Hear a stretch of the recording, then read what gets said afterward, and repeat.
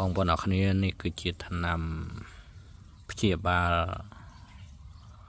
ដែលមានប្រសិទ្ធភាពបំផុតហើយជាថ្នាំព្យាបាលមហារីកដែលមនុស្សគ្រប់គ្នាមិនសូវជាយល់ដឹងពីវាថ្នាំនេះគឺមិនមានអ្នកណាស្គាល់ទេមិនសូវមានអ្នកណាស្គាល់ទេ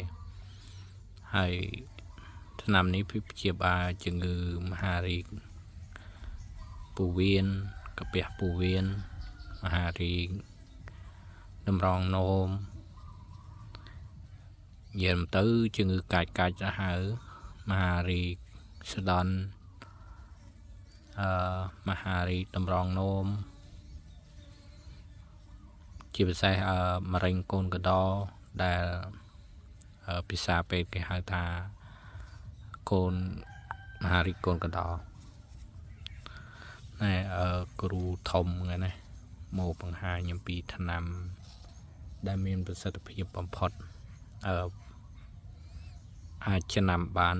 ហើយគ្រូធំមកនេះគឺមកបង្ហាញអំពីដើមរុក្ខជាតិហើយនឹងថ្នាំជាច្រើនដែលកូនណាដែលមានជំងឺកាចហើយគ្រូធំមកបង្ហាញច្រើនមុខទៀតតែថ្ងៃនេះគ្រូធំមកបង្ហាញតាថ្នាំដែលជំងឺកាចសាហាវបំផុតដែល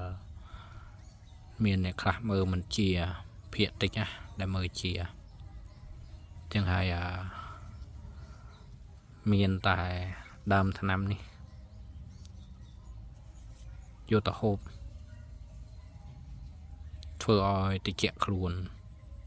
ហើយមានន័យថាថ្នាំនេះគឺជាថ្នាំដែលបង្ក្រាប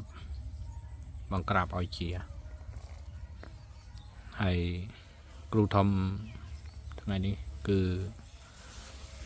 បង្ហាញតែប៉ុណ្ណេះទេហើយថ្ងៃក្រោយទៀតនឹងបង្ហាញប្រភេទថ្នាំដើមថ្នាំផ្សេងបាទ